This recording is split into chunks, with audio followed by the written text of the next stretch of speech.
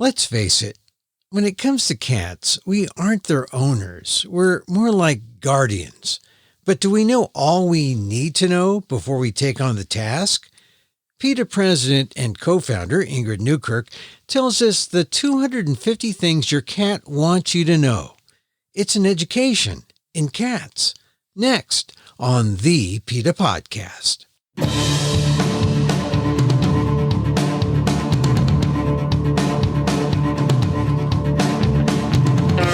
Welcome to the PETA Podcast.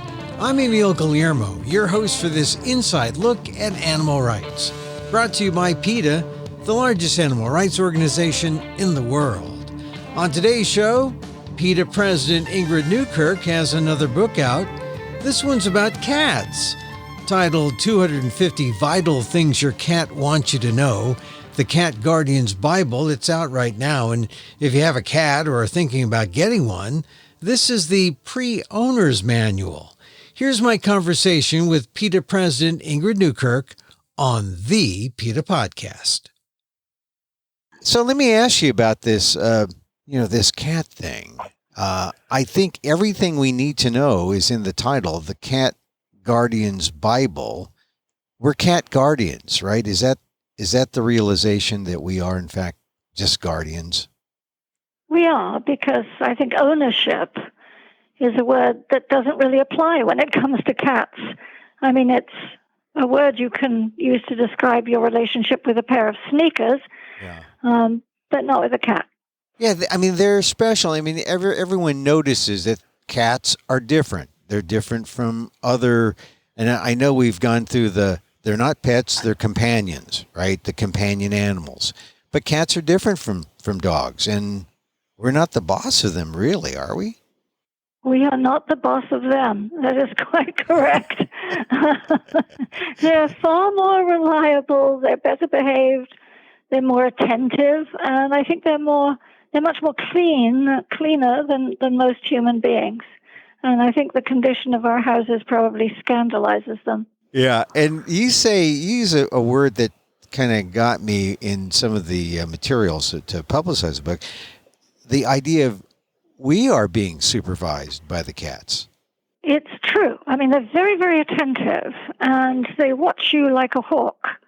I probably can't use hawk and cat together, but they watch you carefully to make sure what you're doing. Like dogs, they have to, because you do control their lives, whether they come or go and what condition they're in and how amused they are.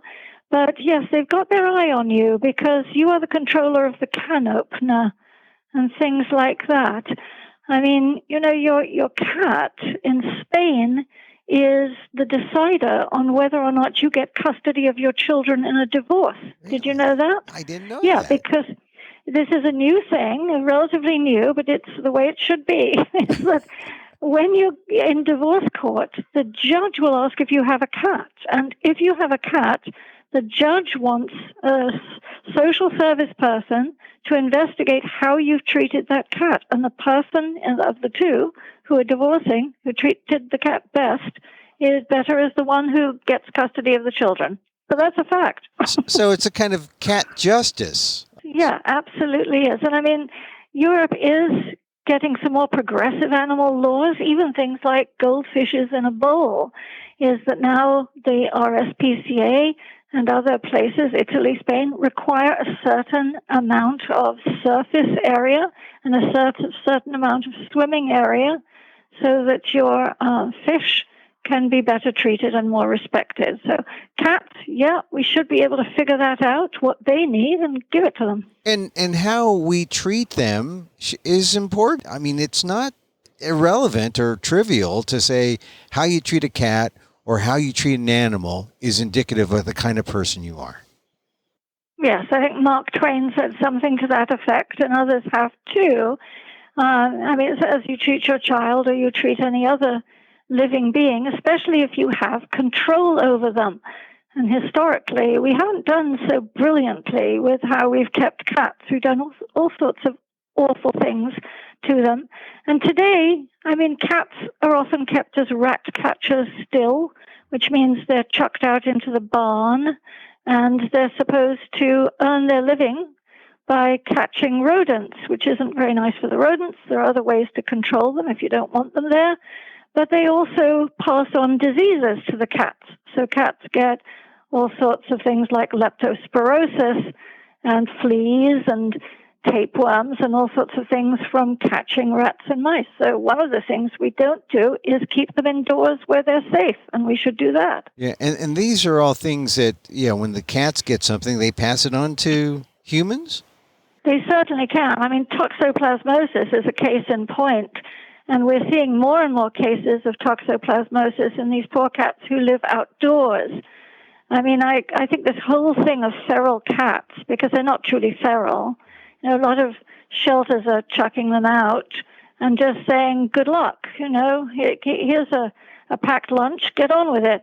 And they have to exist in summer. They have to go through heat looking for water. In winter, everything ices up. They can't get it.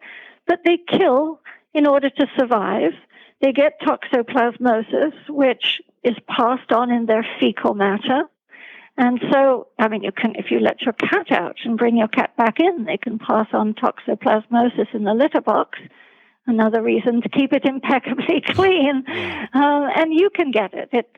These little cysts go up into your brain, and it's actually believed to be linked to schizophrenia. Oh, yeah. That's great. Well, see, all this we would know if only we could talk or communicate with our cats, or if they can communicate with us. Hence, the importance of 250 Vital Things Your Cat Wants You to Know, the Cat Guardian's Bible, which is your new book, which is, I guess there was a pressing need for all these things that people are just kind of ignorant about. Oh, there is, Emil, because, even the best of us, I mean, I look back at things I've done and really can't undo them, do regret them. I used to let my cats out. I thought it was cruel not to. And, of course, the list in the book of what you expose them to, if you do just open the door and wish them goodbye, is dogs, raccoons, evil people. I used to be a humane officer in Montgomery County, Maryland, and used to find actual bits of cats used in satanic rituals. They kill wildlife. They do get diseases, as you've said, and they can get run over. Pave paradise and put up a parking lot. It used to be a paradise, and now there are 4-lane highways, there are big trucks. And one of the things I did was let my cats out, and one dear cat, and we were on a dead-end street. I thought, she never goes anywhere. She just potters around the yard. Took her 3 days. I looked and looked, and 3 days before she crawled home with her crushed ribs and died on my back stoop. So never again, but that's not the way to learn. And so I'm hoping the book will help people not make the same mistakes I did and be able to safeguard their cats and love them and respect them and look after them and make them really, really happy. Okay, we're going to get into some of those vital things that your cats want you to know, but was there one thing in particular that made you say, because you've written a number of books in the past, and there are so many other issues around, animal rights that you are concerned about, but is there something that struck you as, this is going to be the subject of my next book? Is there something that happened to you? Well, there are many things that I shouldn't have done that I did, that I don't want other people to run afoul of. But really, the impetus was from the cats in the PETA Norfolk headquarters office. We know that even though they have the entire run of the 4th floor, they can go in and out. We have little holes in every wall, including in the restrooms, so there's no privacy for anyone, that they still have a limited life. And so we're always trying to do things for them. If I go outside, which I do, they don't, I collect feathers that I find dropped on the ground. And we now have, everybody started to do it, a giant box of feathers from all sorts of birds from all over the world. And the cats roll in this box. They inhale the feathers, and they have a wonderful time. We look for toys all the time. We make sure we play with them every evening. We have things constructed by the windows so they have a room with a view and an outside view, and they can catch the sun at certain times of the day. But still, I know their lives are limited. As much as we love them and care for them and try to cater to them, it's not enough. And I thought, I need to collect all the things we do and all the things we definitely don't want to do, shouldn't do, and stick them in a book so it's easy reading, including things like watch what house plants you have. You don't want to make a mistake there and bring in a plant or get a gift of a plant that ends up hurting your cat. Okay, so watch for your plants and also make sure your cat is exposed to all the feather fetishes it desires. So yes. So all right, so let's go down some of the in the time that we have. Let's go down some of the items in 250 Vital Things Your Cat Wants You to Know, the Cat Guardian's Bible. First of all, I guess we really should know how long their life expectancy is, how long they can live, right? Well, cats can reach voting age if you look after them properly, and they might do better than we do at the polls.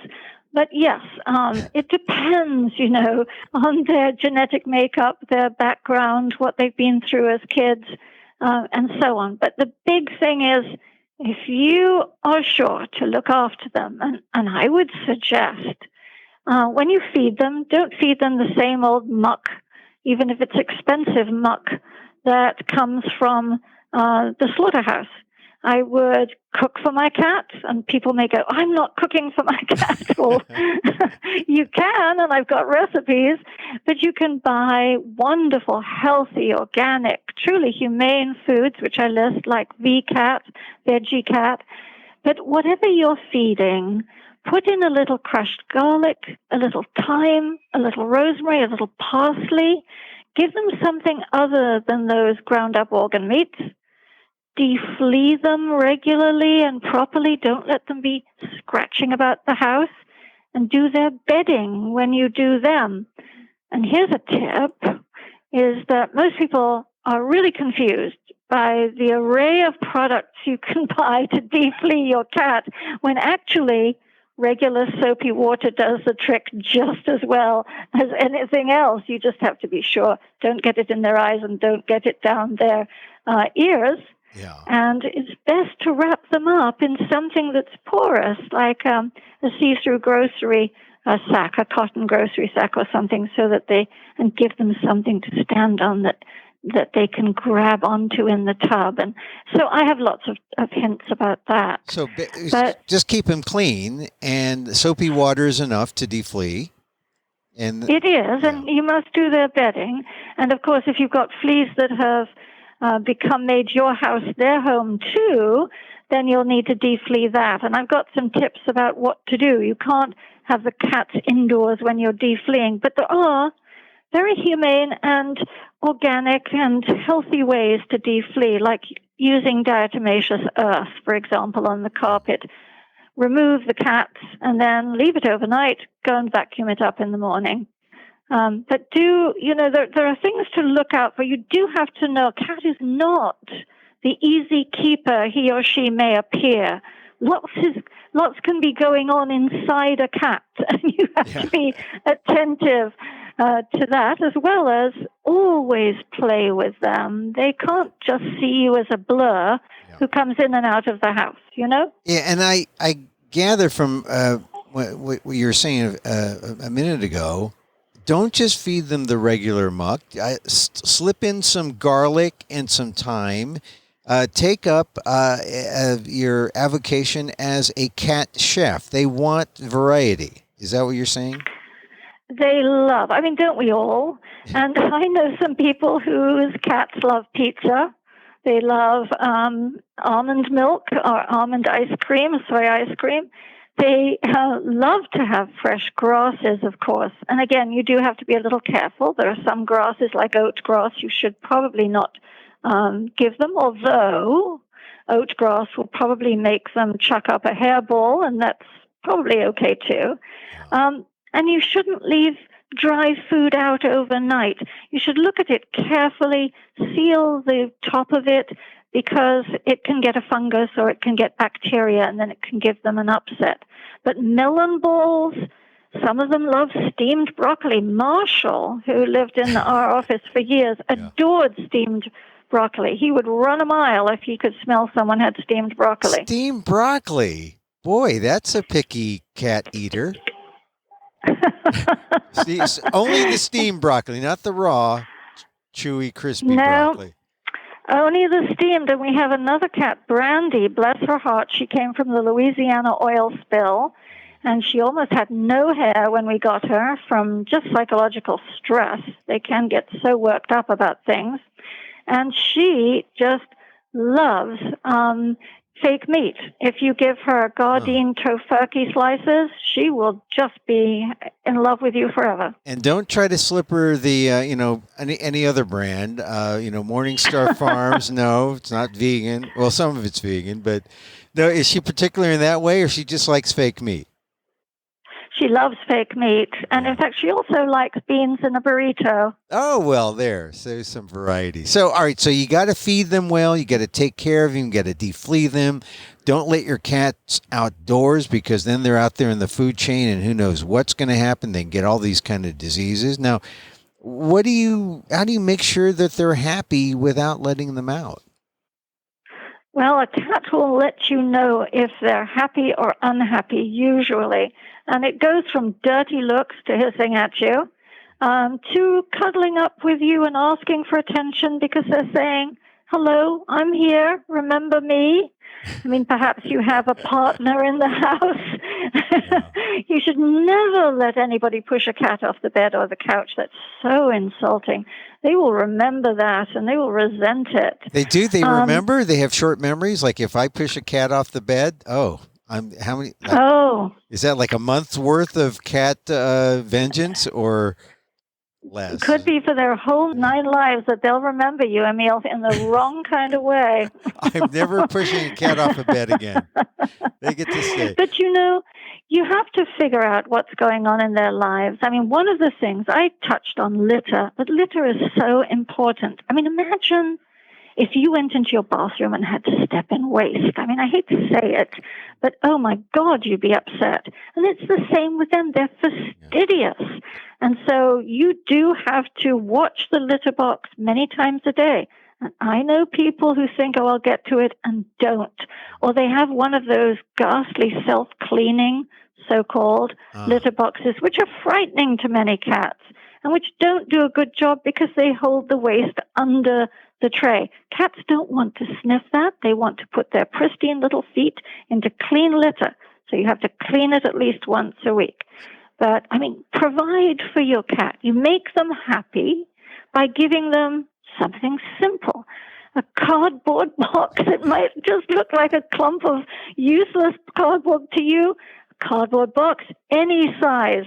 They'll squeeze into a tiny one. They'll lounge in a big one. A cardboard box is cat heaven. Yeah. And then if you put a little catnip on it, oh my goodness, then it really is heaven.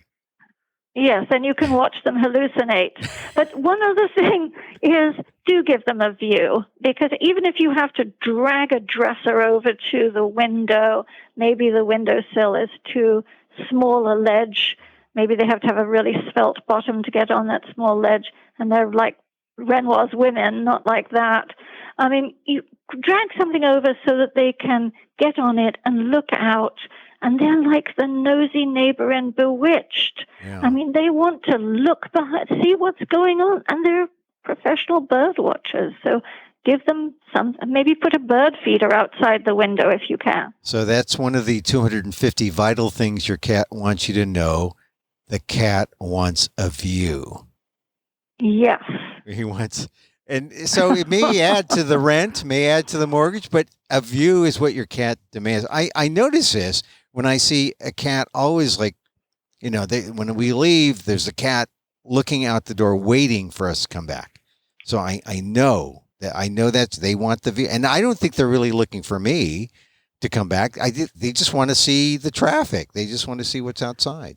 A view is Well, they're compelling. not looking for you if you kick them off the couch. Yeah. But they probably are looking for you if they love you and they know that you look out for them. And you know they will squint at you if they're really feeling affectionate. They will just gradually put their eyes together, and it means, I just adore you. Thank you for existing. So that's a cat smile, you say, the squintiness.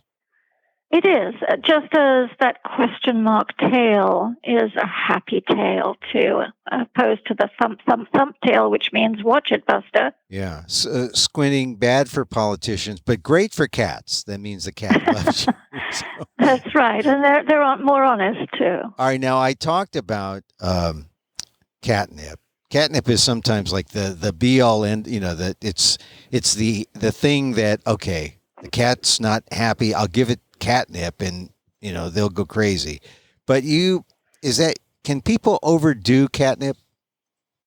Oh yes, I think you need to grow natural grasses. They're better for their teeth, they're better for their digestion, and they amuse them and they smell them and so on. I have a cat, Bubbles. I did not give her that name. She's a rescued cat. It's an embarrassing name, but Bubbles adores bamboo. And she will rub against it and so on. She couldn't care about magnolia or any of the other things I bring her. Bamboo she adores. But yes, you can overdo it with catnip, and catnip mustn't become some sort of substitute for you paying attention, grooming, massaging your cat. Bubbles loves a gentle massage every morning while I'm eating my bean burrito. Yeah, I notice that the cat likes it, especially when I touch her in places that she can't get to, like the back of her neck and, she can get to that by rubbing up against something else. But yeah, they like that. But only for a few seconds. Now, what does it mean when they don't want it a little bit? They know when it's enough because they'll move away, right? You just can't do it that can't be your go-to move all the time. Yes, and you have to be gentle. You have to remember, we're giant aliens, and they may seem self-sufficient and so on, and they are, but they really are tiny. But I'll tell you a horror story, if I may, Emil. Yeah, go ahead, please. There's somebody who just loved his cat, but as his cat got older, his cat became terribly grumpy, and if he would go to pet this cat, the cat would spit and hiss at him and get really upset. He said, I asked him, what's wrong? And he said, it's just old age, getting to be a real grump. And then one day, he took his cat to the vet for something routine, and the cat said, he told the vet this, and the vet said, put the cat on the floor, will you? So he did. And the cat went around the room walking and was having trouble with it. And the vet said, your cat has something seriously wrong. The cat had a brain tumor. It was affecting him to the degree that when someone went to touch his head, he was very nervous and very upset. And so I find that people sometimes just attribute things to old age. Right. And old age isn't a disease. There are things you get as you age, but each one is a symptom of something that's happening. And so you have to be careful. If you touch your cat and your cat is sensitive, make sure there isn't something going on. The reason that this man hadn't seen that his cat was having trouble with his vision because of the brain tumor is that the cat knew his way around that house, had been there for years, but put on the floor of the vet's office, he couldn't really manage. And they took an x-ray or whatever they do and found that he had been in pain for quite a long time. So never just brush it off as, he's grumpy or, he doesn't want to play. Maybe, but maybe not. All right. So that's one thing, investigate these things that might be, it might seem odd. You just can't make assumptions. But sometimes when cats do communicate, they do things like they'll scratch furniture or they'll scratch, they'll scratch things that or that they know you'll react to and, you'll respond to them. What do you do about a scratching cat? What are some things that people can do? Well, fish gotta swim and cats gotta scratch. It's just part of their lives.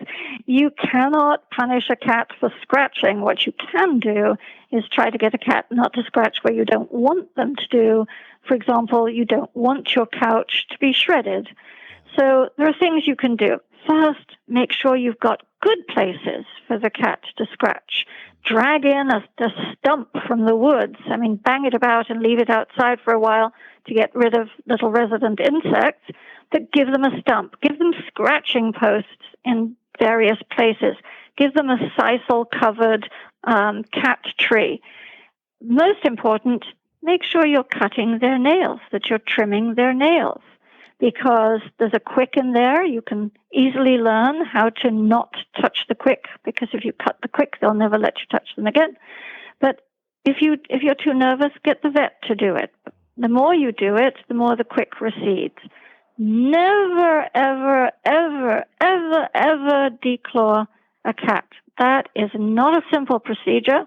I would put vets in jail for doing it if I had my druthers. Right. They know better. For them, it's a money proposition. For the cat, you look at your fingers. You don't just take off the nail. The vet takes off that first phalange, that first segment of the finger. That's so painful. Some of them will never use the litter box again because it's too painful. Some of them will get back problems because they can't walk properly.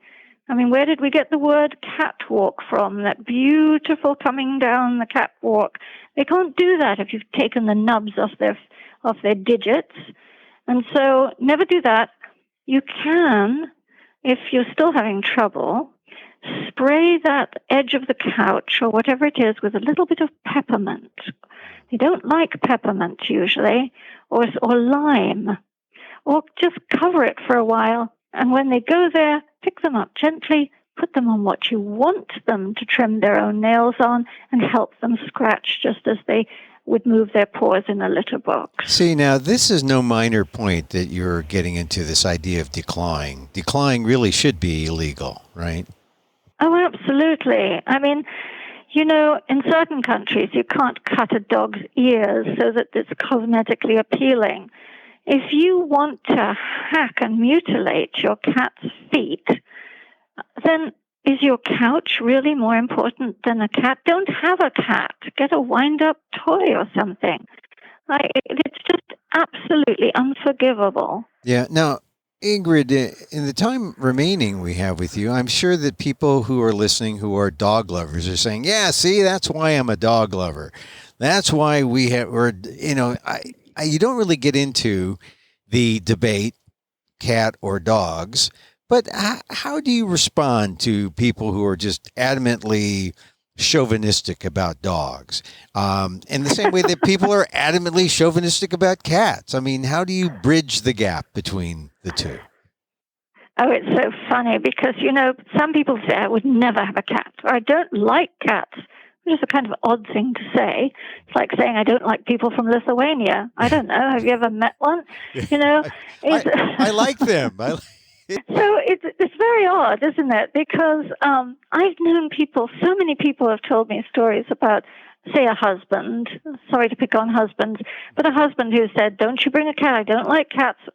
And then, of course, they fall hopelessly in love with the cat who comes in, and the cat becomes their cat, and the cat sleeps on their chest. So it's a question of familiarity, I think, more than anything. And people who perhaps have grown up with dogs, I certainly grew up with a dog, think, there's nothing more special than a dog. Just means that you don't know cats. They're all special in a particular important way that you just haven't discovered yet. They're all fabulous. Yeah, I thought I was one way, and then I got one, and then I was the other way, and you're right. It's just that we don't know, which is why 250 Vital Things Your Cat Wants You to Know, the Cat Guardian's Bible, is important. So if people read this, will they know everything about cat body language and, when to give your cat a birthday gift or, what cat holidays to celebrate? Will they know all that? They'll know everything, Emil. They'll know absolutely everything in the world there is to know about cats. No, I can't promise that. They will know something about the history of what we've done to cats. They'll know something about cat language, cat communication, what to do if the horrible day arrives, which it did for me, never thought it would, when your cat goes missing and you are just beside yourself. They'll learn a lot about cats, but I may have to do a sequel to make it sure we've got everything covered. Well, what do you do when your cat goes away? I mean, we didn't really cover that when they go missing. What should you do? Oh, Lord, it's a nightmare. In my case, I had a cat called Moomin, who was an orphan cat. And I always kept her inside at that point because I'd had the awful incident with my other cat getting hit by a car. And one night, it was very hot in Washington, and I had gone out. I just cracked the window somewhere in the one room, gone out to an event, come back, and she wasn't there. And I thought, oh, Lord, where is she? So I looked everywhere, couldn't find her. Scoured the neighborhood, looked the next morning, nothing. It was 11 days, Emil. I mean, I was so lucky to have got her back. What she did is she crept out of the window, crossed the very quiet street at night when there was no traffic on it. We had a big street outside the house. It walked away looking for things. It started to rain, so she hid under a bush. The next morning, she tried to come back, and I'll tell you why I know all this. She tried to come back, but now the road was full of rush hour traffic, and she was petrified, so she turned back again and kept walking further and further away, about a mile away. I did everything I say in the book to do because I know it's all vital. Go to every shelter yourself personally and look, because the people are busy, and just calling them, it may not get recorded. The wrong person may not see your cat. Make sure your cat's microchipped. Go out at night and call down drains because they wedge themselves in teeny crevices, and sometimes they get stuck. They get stuck inside a wheel well of a car, for example. They get stuck inside a pipe somewhere. So call and listen, talk to every child, every mail carrier. And what I did, which saved the day, is I got big pieces of plywood and I spray painted reward cat and just the color of the cat, not male or female, because people get that wrong. And they think, oh, well, that's not this one then. And the number. And I made sure I was at that number. That number was answered all the time. And people Someone called me. Yeah. Somebody called me, and she said, I think I've got your cat. She said, I was going to keep her. She's been eating out of my cat's bowl. She's living under the porch, but I think that's her. And I ran. I found her, and she was thin. She was scared. She'd lost weight. In that 11 days, she must have heard every raccoon passing through that yard. And I was so happy. I was just crying, Emil. I brought her home and put her on my bed. But yeah. Yeah, and it's true that they're out there when they're outdoors, and I understand it's getting cold now, and they like to go under cars. They end up like in the motor area at times. They do. Yeah, because the motor, if you turned it off, that motor is still retaining some heat, generating some heat. And if cats are out and it's raining, for example, and they get up under the motor, there have been terrible stories. Even cats going miles and miles inside a car, and then someone hearing the mew and realizing, oh, Lord, there's a kitten or a cat up inside my motor. They get stuck. They can get torn apart by the fan belt. So we always say in winter, knock on the hood of your car before you start it, to make sure you're getting a cat out or a raccoon out or a possum out, perhaps, because you never know. But if your cat goes missing, your cat can go a long way by being somewhere under a car or a truck or UPS delivery truck, something. So you never know. You have to really be diligent to get them back. See, Ingrid, this is a lot of information in 250 Vital Things Your Cat Wants You to Know, the Cat Guardian's Bible, your new book. And we have just a few seconds, really, but I want to go into a lightning round because there's some things that we didn't get to. And they're pretty easy, I think. Are 2 cats better than 1? Absolutely, because they can keep themselves company when you're at work or school or at the movies. All right, but 3. There's got to be a limit at 3 cats are not better than 2. Well, 3's okay. And we have 3. You just must be careful not to become a hoarder, because they get respiratory problems if there are too many cats in an enclosed space, and that makes their entire lives miserable. Okay, just a few more lightning round. Can cats walk on a leash like a dog? They can walk on a harness, yes. Best if you teach them when they're kittens, but most can get used to it, and that's nice because you can take them on a chaperoned walk. They can smell the grass and roll in it and so on, and you're right there if a dog comes along or anything else happens. Okay, and why do cats make what you call biscuits on your lap? Oh, when they need that dough on your lap, is they miss their mommy, and they remember that lovely sensation of when they were nursing. So they're just reliving their childhood memories. See, when you say things like that, I mean, when you hear people say, "Oh, well, cats are feral, they're wild," and cats should be community cats, and they notch their ears and they send them out into the streets and they don't really foster them, and they make everyone in the community take care of them. That's such a bad idea after you hear stories about cats wanting to make biscuits on your lap. Well, it sounds good, is that you don't have to do anything but just let them out there. But most of these cats, they don't fare well. They get eye infections. They get respiratory disease. They suffer from parasites out there. They're bitterly cold when the ice and the snow and the winds come and the storms. And they have a very hard life out there. So I always think, would you take your dearly loved cat, who's asleep now on this perch behind me in the sun, and just chuck him outside and say, "So long, hope you manage." All our cats at home, they get all sorts of problems. They'll get a kidney problem or a heart problem, or they'll injure themselves, or they need vaccines. They don't get any of that stuff out there. And how do they die out there?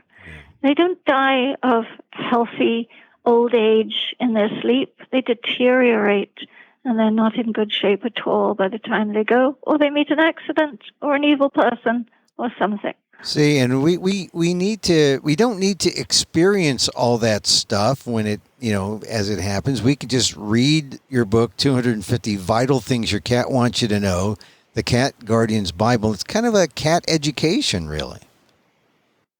Yes, I hope so. I hope people come away going, "Gosh, I know who to give this book to. That person next door who lets their cat out, or that person whose cat has fleas," or whatever it is.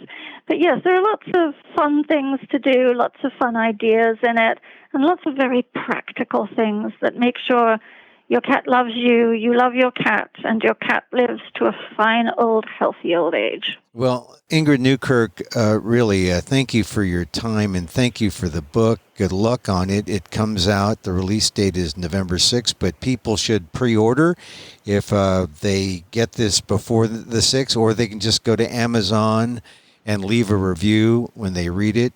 It's 250 Vital Things Your Cat Wants You to Know, the Cat Guardian's Bible. And was this one of the more fun books you've had to put together and write? Oh, yes, absolutely. And my cats looked over my shoulder to make sure I was getting it right. Well, you had an editor and a cat editor, too. So 3 of them. Yeah. Ingrid, thank you very much for being on the PETA Podcast. Oh, thank you, Emil, very much.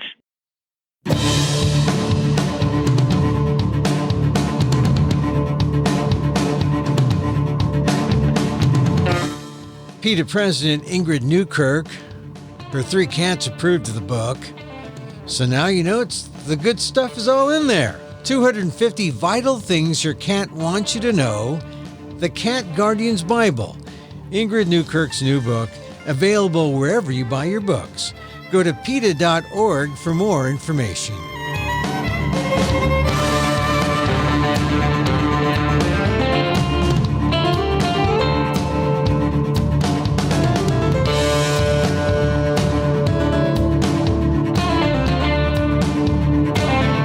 that's our show for today. Thank you for listening. Don't forget to send a link of this show to your friends. Tell them you like the PETA Podcast. Contact us at PETA.org. You can find me on Twitter at Emil Amok, EMILAMOK, or see my vlog at AMOK.com, or see my work at ALDEF, the Asian American Legal Defense and Education Fund, at ALDEF, AALDEF.org/blog.